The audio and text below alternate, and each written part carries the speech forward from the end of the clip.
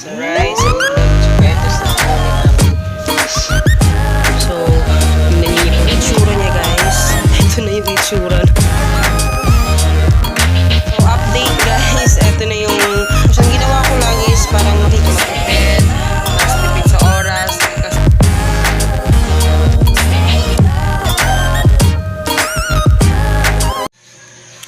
Hello guys, good morning. So, ngayon ang dami kong ginagawa. So, ang tatlong burner talaga yung ginamit ko. Sa rice, sa ulam, at saka ito sa ano ni Papa para sa kamay niya. Kasi namamanhid na siya. Hindi ko alam yung tawag yun sa inyo. Sa amin dito, ang tawag dyan is tuba-tuba. Sa inyo, hindi ko alam kung anong tawag sa Tagalog yan. At yun. So, yung isda, nagtinolala ako. Lalagyan ko yan ng malunggay. So, meron akong malunggay dito na inano ko na siya. Nilagay ko siya sa ziploc bag para diretso. So, yun. Tapos, nagawa sana ako ng lumpia today din. Papatimplahan ko kay Papa. Kaso, nagising ako 5:30 na.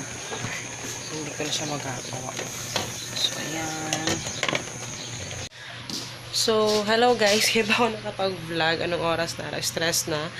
Kasi pinatulog ko siya. Kaya nakatulog ako. Pero anyway, gagawa ko ngayon ng actually,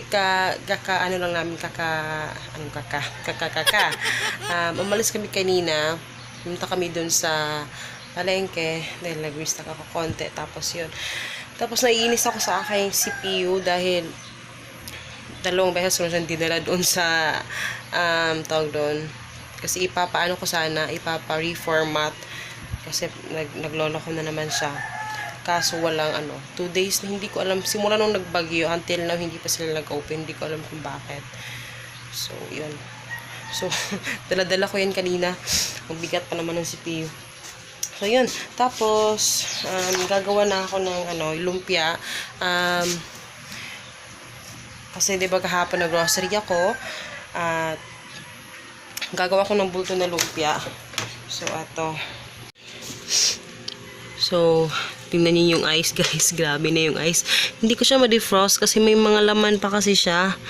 So, kukunin natin dito yung ay, teka lang. Frozen. Hindi. Ayan. Pinahati ko kay Papa kagabi kasi 1 kilo na ground pork yung binili ko. So, ito yung ihahalo natin sa tawag dito. At saka, tingnan nyo dito. Grabe yung yung ating cabbage. Kunin natin yung cabbage. At saka, ito. Carrots. Ito yung ilalagay ko sa natin.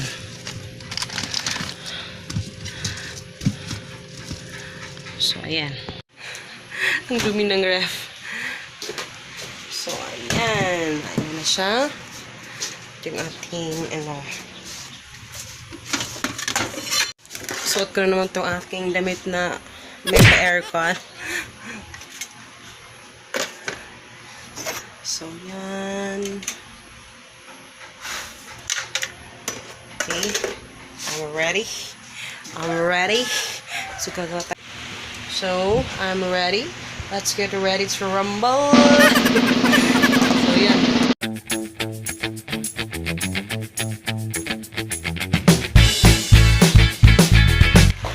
So, update day, guys, no? So, tapos ko nang yung carrots, carrot. Ito siya.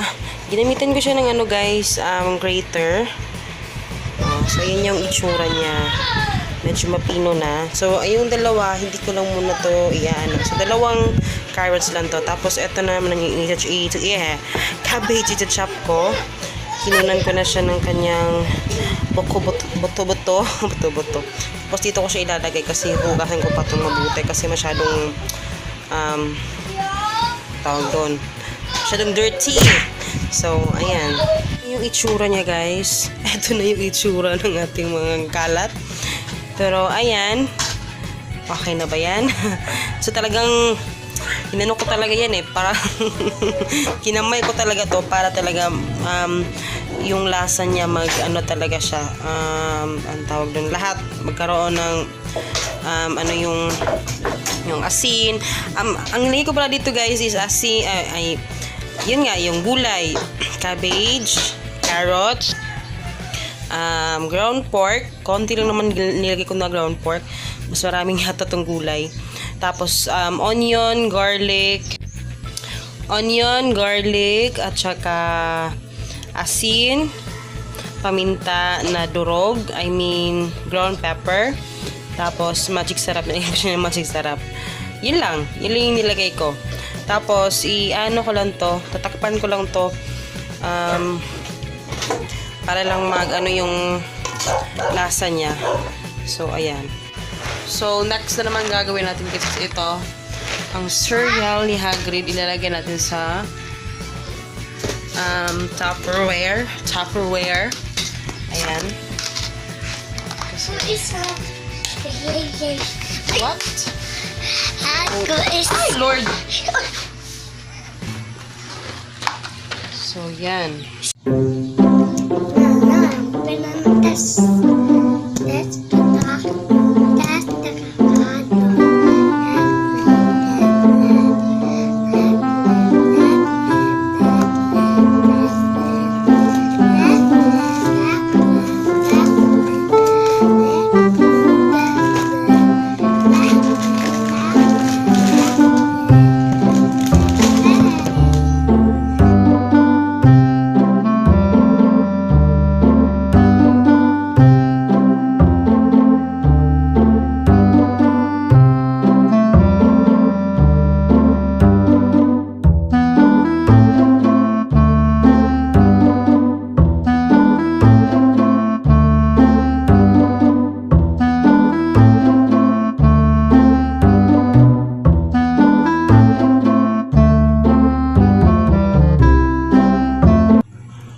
5 lang yung ginawa ko guys.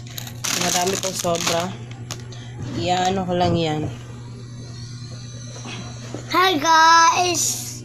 Hi! Sus, ang naong bulingit kayo. Oh no! Hello guys. Teka lang, medyo ang dilim. Ayan, medyo madilim.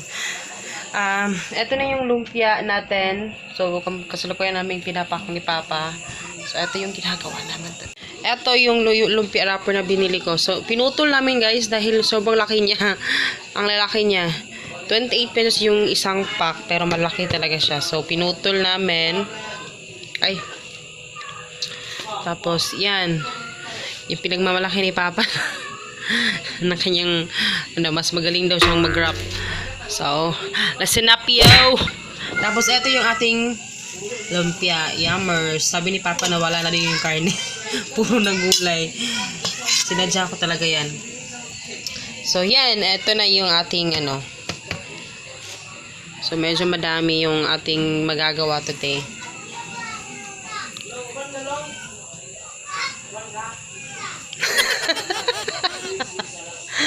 So, update guys. Ito na yung lumpia lahat na nagawa ni Papa.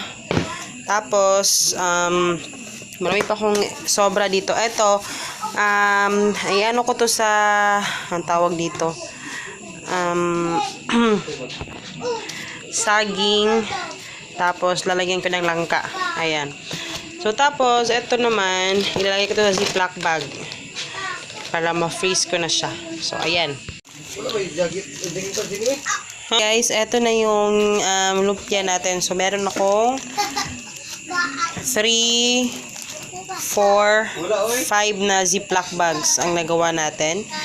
Tapos, ang ginawa ko lang is, parang nakikita nyo ba siya para siyang teka, sana yun. Yan, parang vacuum ko siya. Parang sealed siya. So, compare nyo dito, diba? Nakikita nyo siya parang Ito parang naka-sealed talaga siya. Ang ginawa ko dyan, guys, dahil after ko siyang naka-ziploc bag yan. So, make sure na wala siyang butas. Tapos, ito yung ginamit ko, guys, na straw. Ito yung straw doon sa aking, ito. So, ginamit ko siya dyan. Pasok muna natin. So, eto na siya. So, sana lang hindi tayo matukhang nito. Dahil pa tayo nakadroga nito. Dahil kailangan nating sipsipin ang dugo. Guys. So, para mag-vacuum siya, tingnan nyo ha. Hi. Ang hirap wala may may camera. Teka lang.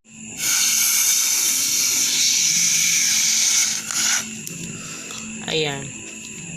Tapos, ginanggal ko dahil siya yung, para siyang na-vacuum. Kasi wala tayong So, pwede yung straw na gamitin. So, ayan. 1, 2, 3, 4, 5. Pero ito, medyo kulang ng 2 piraso. So, ayun. Thank you pa for, siya yung nag-ano lahat ito. So, ayan. So, kailangan natin itong i-freeze. Ayan, medyo madilim kaya hindi ako nagpapakita kasi medyo madilim. Walang ilaw dito sa So, eto na. Eto na nga. Nilagay natin ito sa freezer. Para, anytime pa din namin lutuin. Kasi, pag sa naman, lumpia, okay lang naman na, tawag dito, frozen na lutuin siya. Kaya, yun, mas maganda. At saka mas healthy. Alam niyo bang grabing kain ni Hagrid dito kanina kasi nagluto kami ng 5 piraso. Grabe yung kain niya dito sa lumpia. Kasi hindi mo talaga nga may gulay. So, ayan na siya guys. Gabi na yung ice. Pero wala akong choice. Still, hindi ko siya pwedeng i-defrost kasi marami pa siyang laman. So, ayan. Okay na yan. Yan. That's it. So, yun lang guys. Kailangan ko na mag-good night till tomorrow. Ang gagawin na naman natin is yung spag. So, yun yung lulutuin natin. So, kaya ko siya ginawa, binulto ko siya guys, para mas matipid, mas tipid sa oras. Kasi may mga times talaga, maraming times talaga na nahihirapan ako. Especially kung may gabi na kami nakaka-uwi. Ito, mas maganda siya, mas madali siyang lutuin. So, yun. Tapos tipid sa oras, tipid sa kasi puro gulay lang talaga siya. So medyo madami sa ilang kainan din 'yan.